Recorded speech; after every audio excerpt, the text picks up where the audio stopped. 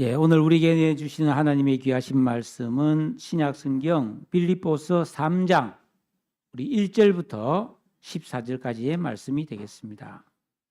1절부터 우리 한 절씩 번갈아 읽도록 합니다. 끝으로 나의 형제들아 주 안에서 기뻐하라. 너희에게 같은 말을 쓰는 것이 내게는 수고로움이 없고 너희에게는 안전하니라.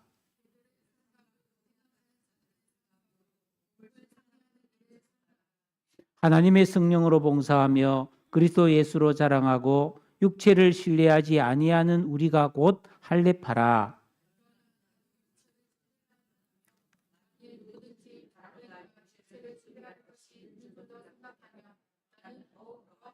나는 8일 만에 할례를 받고 이스라엘 족속이요 베냐민 지파요 히브리인 중에 히브리인이요 율법으로는 바리새인이요. 그러나 무엇이든지 내게 유익하던 것을 내가 그리스도를 위하여 다 해로 여길 뿐더러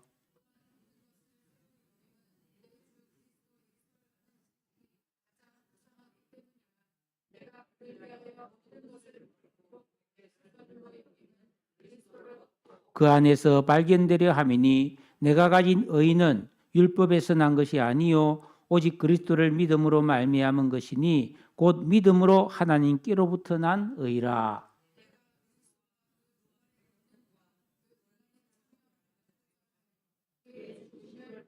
어떻게 해서든지 죽은 자 가운데서 부활에 이르려 하노니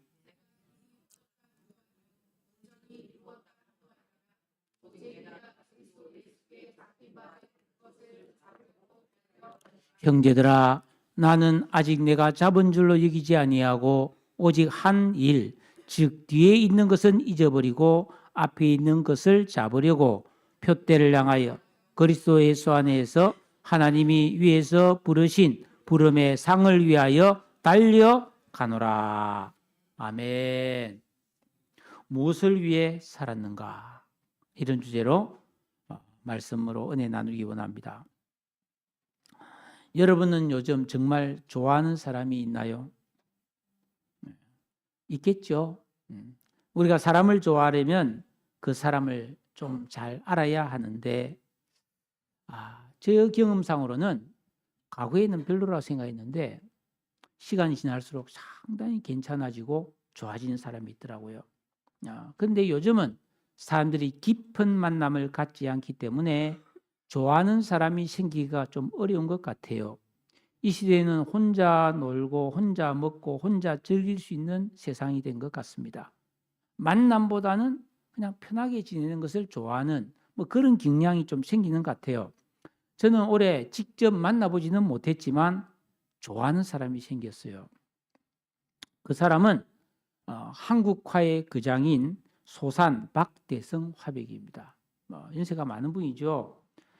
이분의 호가 소산, 작은 산인데 어릴 때 할아버지가 지어줬다고 그래요. 특이하죠. 얘가 철들어서 할아버지한테 할아버지 이왕이면 대산이라고 그러지 왜 소산이라고 했습니까? 그러니까 할아버지가 얘야 산은 아무리 작아도 작은 것이 아니란다. 이렇게 말했다는 거예요. 그랬더니 그렇습니까? 하고 좋아했어요.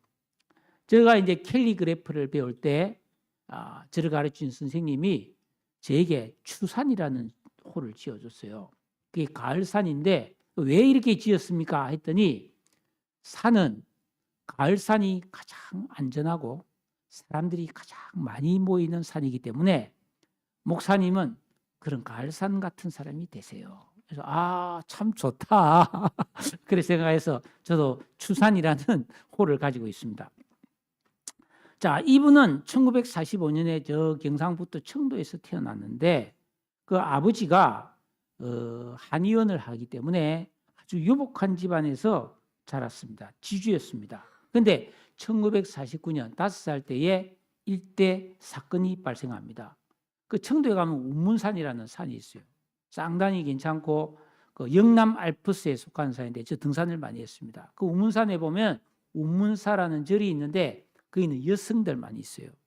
제가 거기 수련회도 막 가고 그 동네에 야유회도 많이 간 지역인데 그 산이 좀 험해요. 거기에 빨치산들이 있다가 밤중에 하산해서 이 박대성 화백의 부모를 총살시킵니다. 지주 반동 지주라고. 그때 아버지 손에 있던 박대성 화백도 5살 나이에 총상으로 왼팔이 잘려나갑니다. 할아버지 슬하에서 자랐는데 학교 입학하니까 팔이 한 쪽 없으니까 얼마나 친구들이 놀리고 괴롭히는지 학교를 포기하고 오직 오른팔로 그림만 그렸습니다. 독학으로. 그래서 국전에 8번 내리 입선했고 중앙미술대전에서 대상까지 받은 분입니다.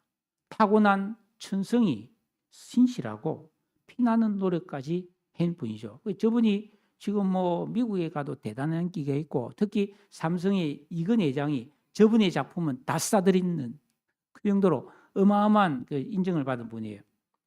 자, 이분에게 있었던 좀 재미난 예화를 제가 하나 소개하고 싶은데 2021년에 저기 이제 경주에 가면 솔거 미술관인데 여러분이 경주를 가면 꼭 저 미술관에 가서 한번 그림을 감상하십시오. 저기에서 이 박대성 아버지의 전시회가 열렸는데 거기에 전시한 대작이 있었습니다. 저 그림인데 길이가 20m 되는데 통일신라 때 명필이었던 김생이라는 분의 그 글을 이렇게 모필한 대작인데 여러분 길이가 20m나 되니까 여기서 끝까지 되잖아요. 그러니까 액자에 넣을 수 없어서 천장에 붙여서 이렇게 내려놨는데 한 어린아이가 저게 미끄럼틀인 줄 알고 미끄럼을 타가지고 저 작품을 훼손한 거예요. 근데 저 작품이 보험가액만 1억이 넘는 거예요. 미술관에서 난리가 난 거지. 그래서 CCTV를 돌려보니까 저렇게 애가 미끄럼 타고 위에서 막 뛰놀고 막 난리가 난 거예요. 근데 보니까 부모가 애들을 하지 말라는 게 아니고 저게 아빠가 찍은 사진이라는 거예요. 야, 기가 막히는데 이 소식을 들은 박대성 화백이 아무 문제도 삼지 마라. 더 이상 아무 말도 하지 마라. 왜냐하면 내가 봐도 아이 입장에서는 미끄럼틀처럼 보이더라. 내가 만약에 보상을 요구하면 그 부모가 아이를 얼마나 원망하겠나. 어린아이가 미술관에 대해서 나쁜 기억을 가지고 살면 안 된다. 그림 때문에 사람이 다치면 안 된다. 이런 말을 했다는 거예요. 얼마나 대인배다운 말인가요? 우리는 이 말씀에서 배워야 할 게 있습니다. 그게 뭐냐면 우리는 절대로 교회에서 무슨 일로든지 사람을 다치게 하면 안 된다. 1억을 손해보더라도. 여러분 사람이 살면서 교회에 대해서 좋지 않은 기억을 갖고 살면 그게 무슨 득이 되겠냐. 여러분들은 지나간 일은 지나간 일이고 이제부터는 절대로 교회에서 말 조심하고 사람을 다치게 하는 일을 하지 않기를 축복합니다. 예. 그가 또 다른 곳에서 이런 말을 했어요. 침략자와 지배자는 그 나라에서 가장 먼저 미풍양속을 제거한다. 우리나라가 일제시대를 거쳤고 6.25를 거치면서 공산주의에 의해서 그 영향이 오늘까지 이어지고 있다는 거예요. 이 나라의 아름다운 말과 소중한 문화를 많이 훼손했다는 거예요. 그 결과 우리나라 사람들은 이 동양화가 얼마나 아름다운 그림인지를 잘 모른다는 거예요. 그리고 서양 음악의 도레미파솔라시도는 잘 알면서 우리 전통음악의 오음계, 칠음계가 아니고 궁상각치유라고 하는 오음계와 황종, 태주, 정려, 임종, 무역이라는 오음계를 아는 사람은 거의 없다. 여러분 들어보셨어요? 이게 중국과 우리나라의 전통음악의 오음계입니다. 저는 이 말에도 좀 많은 깨달음이 왔어요. 여러분 하나님께서는 우리를 자기 형상대로 창조하지 않았습니까? 지혜롭고 선하고 사랑과 의로움을 좋아하는 아주 영광스러운 존재로 창조하셨죠. 그런데 우리가 죄를 짓자 마귀는 우리에게서 너무나 아름다운 것을 다 훼손시켜버렸어요. 사랑과 배려, 섬김과 이해심, 화목과 희생, 오래 참아주고 관용하고 정직하고 감사하고 찬송하는 것을 잃어버리게 만들었다는 겁니다. 여러분은 어떻습니까? 우리는 이런 잃어버린 아름다운 것, 하나님이 원래 우리에게 주신 그 귀한 것들을 되찾고 회복해야 됩니다. 어떻게 해요? 올바른 신앙생활을 통해서만 회복되는 것이 가능하다는 겁니다. 네. 여러분 올해 한 해 어떻게 살았습니까? 행복했나요? 믿음의 자라남이 있었나요? 나쁜 습관을 한 가지라도 고쳤나요? 좋은 습관 한 가지라도 만들었나요? 누군가를 아껴주고 사랑했나요? 그리고 요즘 행복하신가요? 한 해의 끝에서 우리가 생각해야 될 것은 하나님께서 보시기에 좋은 삶을 살았는가? 이걸 한번 점검해 봐야 됩니다. 그런 의미에서 오늘 말씀을 통해서 우리가 한번 성찰해 보는 그런 기회를 가지려고 하는 것입니다. 1절에 보면 끝으로 나의 형제들아 주 안에서 기뻐하라. 그래서 끝으로라는 말은 마무리, 이제 끝이다 이런 뜻이 아니고요. 이 성경의 논법으로 하면은 새로운 말을 내가 한다 이런 뜻이에요. 여러분 바울은 이 빌립보서 1장 2장에서 믿음의 성도들이 가져야 될 올바른 신앙생활, 올바른 성품, 올바른 말과 행실에 대해서 여러 가지 교훈을 했습니다. 제가 그걸 열거하고 싶었지만 생략합니다. 근데 바울이 그렇게 가르쳤는데 빌립보 교회 성도들이 그대로 다 실천했을까요? 저는 그렇지는 않으리라고 생각해요. 왜냐하면 빌립보 교회에도 믿음이 좋은 성도가 있었겠지만은 신앙이 어린 성도가 있었고 방황한 성도가 있었고 이런저런 일에서 낙심해서 방황하면서 신앙생활을 잘 못한 성도도 있었을 것입니다. 그런데 바울은 이제 끝으로 모든 성도들에게 이 부족한 사람들을 혼쭐을 내거나 짠소리를 하지 않고 주 안에서 기뻐하라고 말하고 있습니다. 참 기가 막힙니다. 여러분도 지금 생각해야 될 것은 한 해의 끝자락에서 한 해를 보내면서 여러분들이 해야 될 가장 중요한 영적 태도는 내 마음을 기쁨으로 채우는 겁니다. 왜? 예수 믿고 구원받은 그리스도인들은 마음의 기쁨이 있는 상태가 되어야 믿음으로 살아갈 힘을 얻을 수 있고 새 출발을 잘할 수 있고 더 좋은 삶을 살 수 있음을 믿으시기 바랍니다. 한 해를 보내고 마는 이 끝자락에서 내 마음을 기쁨으로 채우는 것이 가장 안전하고 그리스도인이 할 수 있는 좋은 방법이라는 것입니다. 그래서 바울은 항상 기뻐하라고 말한 거죠. 너희에게 같은 말을 쓰는 것이 나에게는 수고로움이었고 너희에게는 안전하니라. 바울은 빌립보 교회 성도들에게 바른 믿음을 가지세요. 특히 거짓된 가르침을 조심하란 말을 여러 차례 여러 번 반복해서 가르쳤는데 또 말하겠다는 겁니다. 그런데 이렇게 반복해서 말하는 것이 내가 수고롭지 않다. 왜? 이것이 여러분에게 안전하기 때문이라는 거예요. 여러분 우리 어린아이에게 조심해라. 학교 갈 때 차 조심해라. 길 건널 때 조심해라. 한 번, 두 번만 말하지 않잖아요. 매일 학교 갈 때 매일 말할 수 있는 거잖아요. 왜죠? 그래야 이 아이가 안전할 것이기 때문에. 그러니까 저도 여러분과 함께 1년 동안 신앙생활을 하면서 제가 설교를 할 때마다 계명을 지키세요. 여러분 안에 있는 악한 의식을 뽑아내고 새 사람의 의식을 만드세요. 이런 말을 제가 진짜 많이 했잖아요. 안 한 적이 없어요. 예배 시간마다. 왜 그러겠습니까? 성도들의 신앙과 교회의 본질을 지키는데 너무나 중요한 말씀이기 때문입니다. 문제는 지금도 이 세상에는 물론 교회 안에도 이 거짓된 가르침이 너무 많아요. 유튜브에 신앙적으로 말하는 것 같은데 엉터리가 너무 많아요. 제가 목사 입장에서 다른 분들 말 들어보면 너무 치우친 부분이 많고, 아주 미세하지만 살짝 왜곡된 부분이 많아요. 너무나 피상적인 성경적인 지식을 가지고 그것이 마치 진리인 양 외치는데 제가 볼 때는 상당히 우려스러워요. 그런데 그런 것을 분별하지 못하고 맹목적으로 따르는 사람들이 의외로 많다는 것입니다. 2절에 보면 개들을 삼가고 행악한 자들을 삼가고 몸을 상해한 일을 삼가라 했습니다. 여러분 거짓 교사 이단들은 사람을 무는 못된 개처럼 성도들에게 해를 끼치고 악을 행함으로 삼가해라. 경계심을 가지고 주의라는 말입니다. 몸을 상해한 자들이라는 말은 카타토멘이라는 말인데 절단한다, 훼손한다. 즉 이 신약 시대에 예수님이 십자가에서 구원을 이루셨는데도 여전히 할례를 받아야 된다고 주장하는 이런 전통에 매여 있는 그런 히브리파 유대인들이 있었다는 것입니다.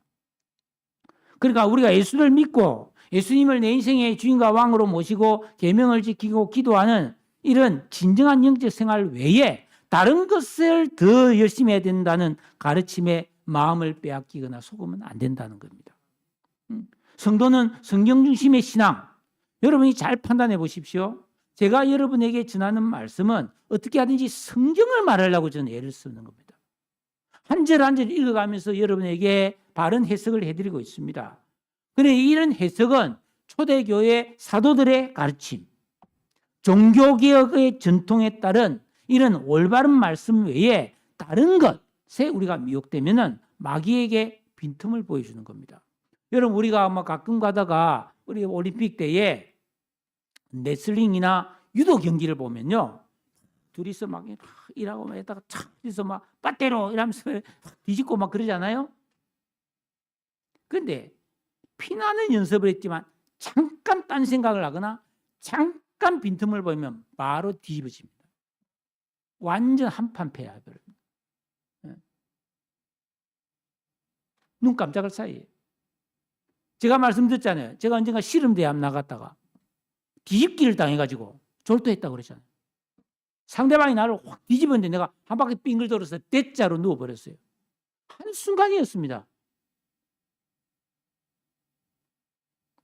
이것처럼 우리가 신앙생활에서 빈틈이 생기면 그 빈틈을 마귀는 공격하는데 그래 되면 큰 손해가 오는 거예요. 성도는 말씀과 기도를 통해 수시로 내가 가고 있는 믿음의 길을 성찰해서 지극히 선한 것을 분별하며 가장 좋은 것을 우리가 취할 줄 아는 지혜로 살아야 할 줄로 믿습니다. 그러면 성도의 좋은 믿음의 삶은 어떠한 것인가? 3절에 보면은 하나님의 성령으로 봉사하며 그리스도 예수로 자랑하고 육체를 신뢰하지 아니하는 우리가 곧 할례파라. 누가 진짜 하나님 앞에 인정받는 신앙인이냐? 첫째는 성령으로 봉사하는 사람이라는 겁니다. 봉사. 여러분 신앙생활은 반드시 봉사가 따라야 합니다. 올 한해 우리 교회가 이만큼 온 것은 많은 봉사자들이 있었기 때문이죠. 식당에서 봉사하고 청소도 하고 교사나 성가대, 오늘 또 우리 성가대가 참 귀한 찬양을 하나님께 드렸어요. 너무너무 참 성가대를 통해 이제 은혜를 많이 받았는데 여러분들 우리 성가대 정말 귀하지 않습니까? 네, 정말 우리가 성가대를 위해서 기도하고 성가대원들도 더 겸손히 해야 돼요. 연습도 부지런히 하고 제 시간에 오세요. 항상 지각하거나 그러면 안 돼요.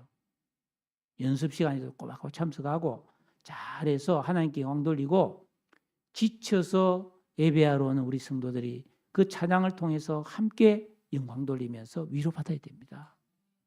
예.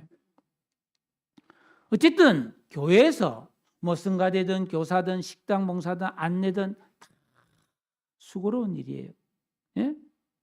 너무너무 수고 많으셨어요. 교회는 성도들의 봉사로 세워집니다. 그런데 우리는 이런 봉사를 할 때 인간적으로 너무 애를 쓰기보다는 우리 안에 계신 성령의 도움을 힘입어야 지쳐서 낙심하지 않게 된다는 겁니다. 예. 바울은 골로새서 1장 29절에서 나도 내 속에서 능력으로 역사하시는 이의 역사를 따라 힘을 다하여 수고하노라 그랬습니다. 그러니까 교회에서 봉사하는 성도는 다 봉사해야 되는데 봉사를 할 때는 반드시 기도해야 하고 평소에도 하나님의 도움을 구하면서 해야 된다 이 말이에요. 그래야 지치지 않고 참 기쁨과 열매가 있다 이런 뜻입니다. 두 번째로는 그리스도 예수로 자랑하고 우리는 자기를 자랑하거나 내세우면 안 됩니다. 예. 내가 한 해를 잘 살아낸 것도 교회에서 내가 어떤 성과를 내고 어려움을 참고 견디며 선을 행한 일도 크고 작은 잘한 일들도 다 주님의 은혜로 된 줄로 믿고 하나님께 영광을 돌려야 할 줄로 믿습니다. 하나님은 다 알아줍니다. 다 알고 있어요. 여러분, 우리가 달란트 비율을 보거나 양과 염소 비율을 보거나 주님은 우리가 행한 일을 다 알고 있어요. 지극히 작은 어린애한테 물 한 잔 준 것도 다 알고 있다고 그랬어요. 네. 그러니까 얼마나 내가 진심으로 이 일을 위해서 애쓰고 기도하면서 참 감당했는지, 내가 정말 너무 힘들면서 피곤했는지 다 아세요. 걱정하지 마세요. 다 하나님이 갚아주시고 넘치도록 복 주실 줄로 믿으시기를 바랍니다. 겸손히 하나님께 영광 돌리는 저와 우리 모든 성도님 되시기를 축원합니다. 세 번째로, 육체를 신뢰하지 않는다. 여러분, 이 육체라는 것은 우리 이 몸을 말하는데, 이 그냥 몸이 아니라 아담 안에서 있는 옛사람을 말하는 거예요. 우리의 옛사람, 우리의 본성이 어떻습니까? 인내심 부족합니다. 상처 잘 받죠. 쉽게 낙심하고 비판하기 좋아합니다. 내가 좀 실력이 있으면은 그냥 혼자 다 하고 싶은 마음도 들어요. 네. 그러면서 혼자 판단하고 평가하고 상처받고 스트레스 받거든요. 우리는 쉽게 지치는 연약한 육신을 신뢰해서는 안 됩니다. 특히 자기가 좀 지식과 경험과 학벌 이런 것을 가지고 있다고 생각하는 사람이 조심해야 됩니다. 우리는 항상 겸손하게 하나님의 도우심과 보호와 인도와 복주심을 신뢰하면서 겸손히 주님을 의지해서 만일 무슨 일을 하려 하거든 하나님 주신 힘으로 하는 것 같이 해야 될 줄로 믿습니다. 네. 제가 좋아하는 스타일은 성실한 사람이에요. 똑똑한 사람이에요. 열심히 있는 사람이에요. 오랫동안 봉사하는 사람이에요. 언제나 맡은 일을 열심히 잘하는 성도가 있는데 이런 분들이 조심해야 됩니다. 잘하고 시험 드는 거예요. 이 마귀의 역사거든요. 우리 성도들이 온전한 사람을 이루어 깨어있는 장성한 믿음에 도달하기 전에는 늘 교만과 여러 가지 유혹과 영적 싸움을 싸워야 돼요. 그래서 항상 기도가 필요한 거예요. 항상 기도하셔야 돼요. 새해는 여러분이 올해보다 적어도 2배로 기도하시기를 축복합니다.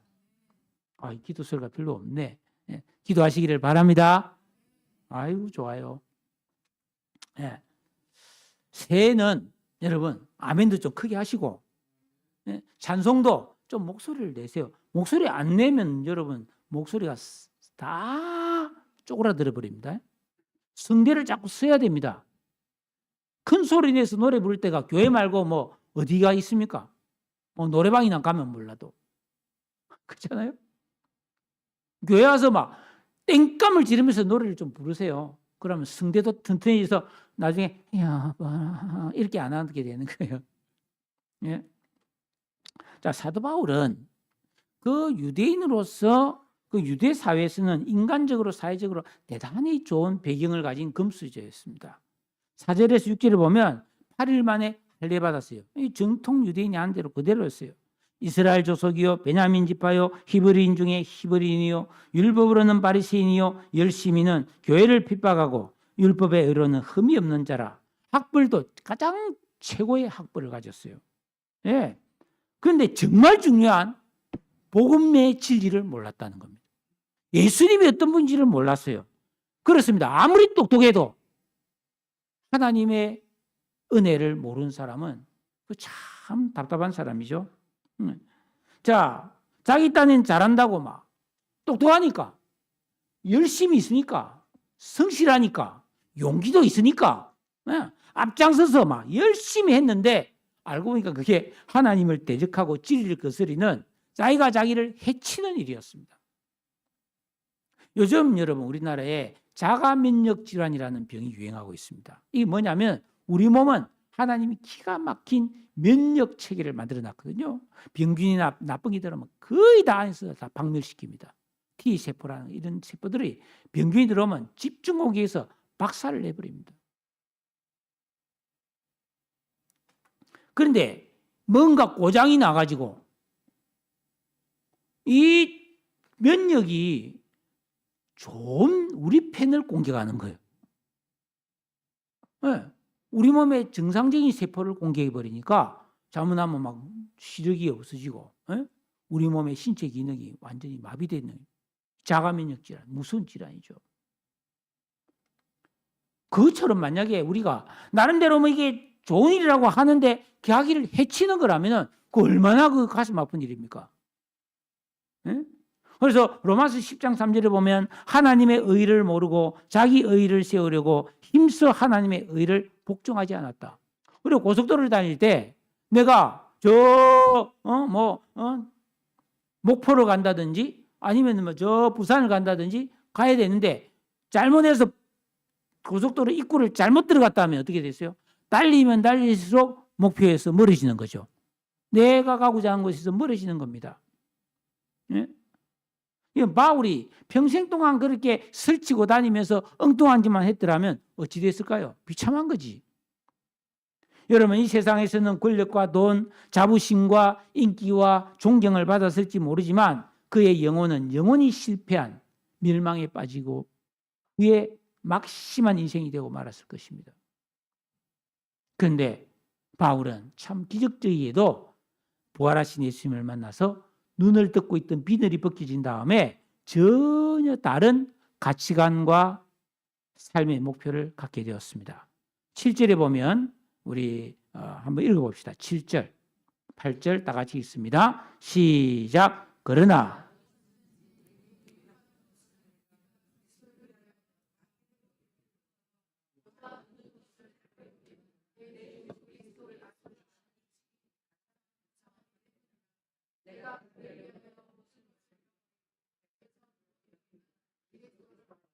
예.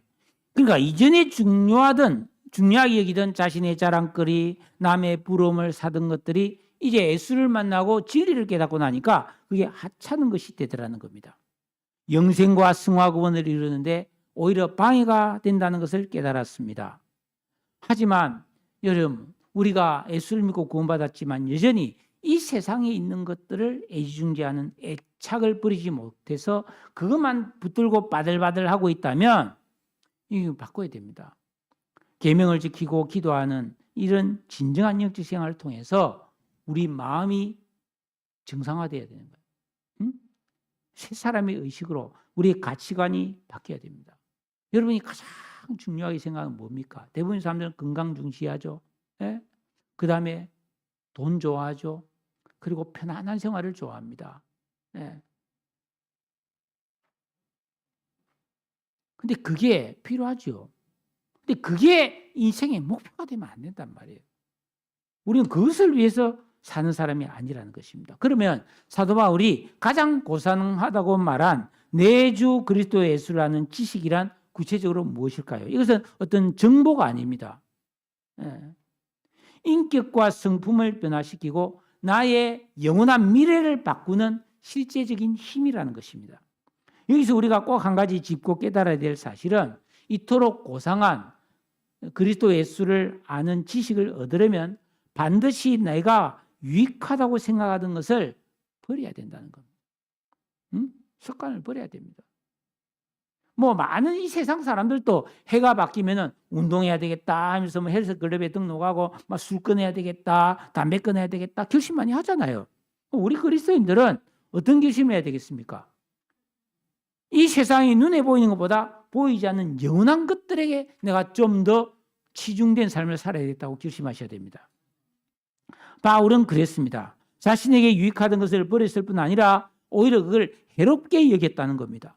여러분, 해로운 것을 붙잡고 못 버리고 있는, 아이고 나는 이게 잘 안 된다 이러면서 해로운 걸 계속 붙잡고 있으면은 어떻게 자기 인생이 어떻게 되겠습니까? 해로운 것을 버려야지. 도둑질을 잘하는 사람이 도둑질을 하면 안 되는데 하면서 계속 도둑질하면 안 되잖아요. 하면 안 되는 거지.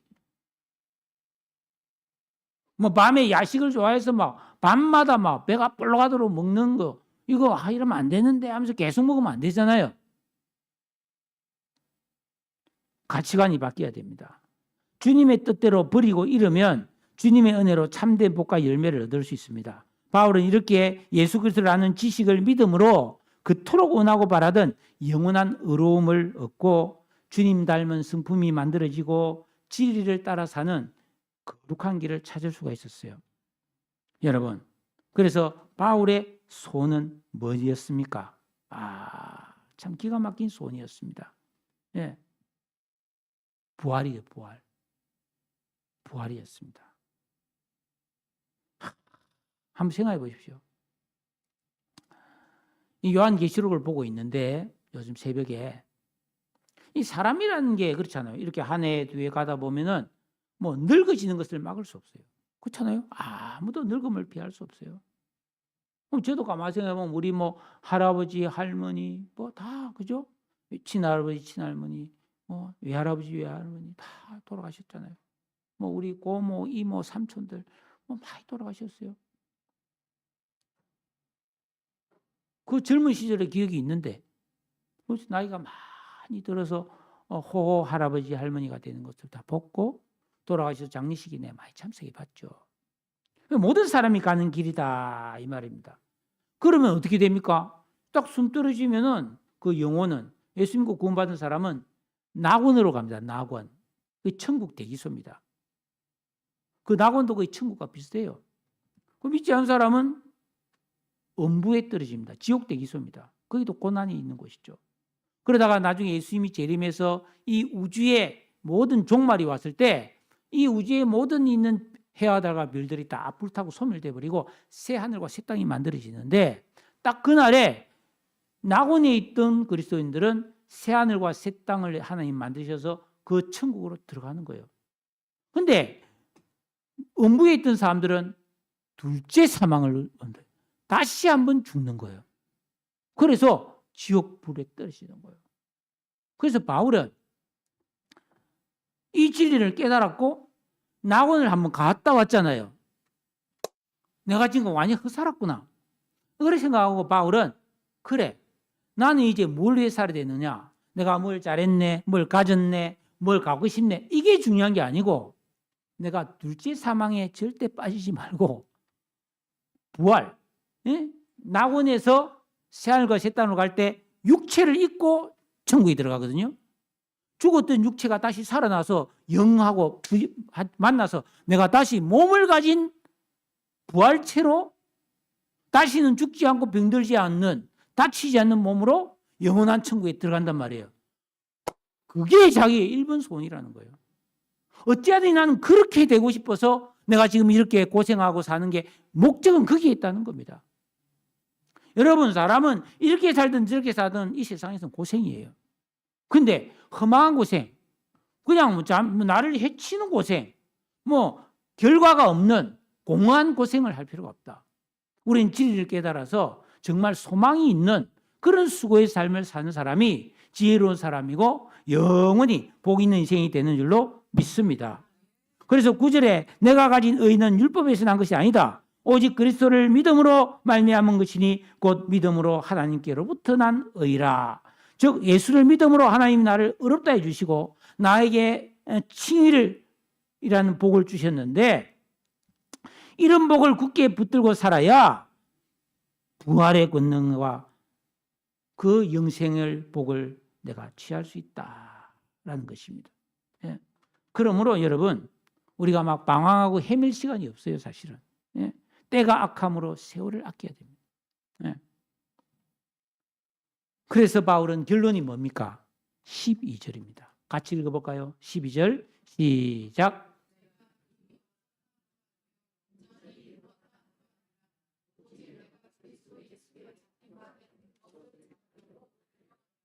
자신이 이룬 지난날의 모든 수고와 성과에 만족하지 않는다면 그건 별거 아니라는 거예요. 그건 지나간 것이고 하나님 은혜를 한 것이고 예. 나는 뭡니까? 예수께 잡힌 바 된 그것. 내가 예수 믿음으로서 알게 된 그 엄청난 소망, 그 엄청난 약속, 그것을 잡으려고 달려간다. 그런 말을 하고 있습니다. 즉 믿음 생활을 계속 더 열심히 해야 되겠다고 고백한 것이죠.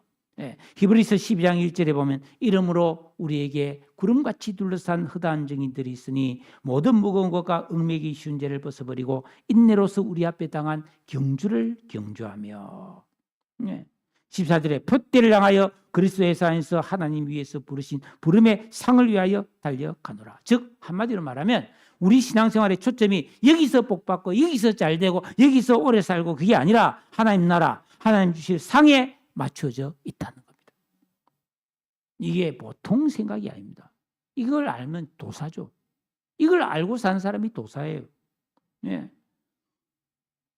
제가 우리 교회에서 지난 1년 동안, 지난 제가 우리 교회 계속 저는 어느 교회보다 여러분들에게 뭘 하면 상 주고 뭘 하면 선물 주고 그런 걸 많이 해요. 참석 안 한 사람은 모르겠습니다. 사복음서 읽었다고 뭐 선물 주는 교회가 어디 있겠어요? 예? 뭐 은혜 받았다고 성경 구절 써내면 상 주고 말이에요. 그죠? 뭐 특별 새벽기도 잘하면 또 상 주기도 하고. 그 이유가 뭔지 압니까? 우리가 하나님의 뜻대로 순종하고 바른 신앙생활을 했을 때 상 주시는 하나님을 알게 하기 위함입니다. 믿음은 반드시 상이 있습니다. 믿음이 없이는 하나님을 기쁘시게 하지 못하나니 하나님께 나아가는 자는 반드시 그가 계신 것과 그가 자기를 찾는 자들에게 상 주시는 이심을 믿어야 할지니라.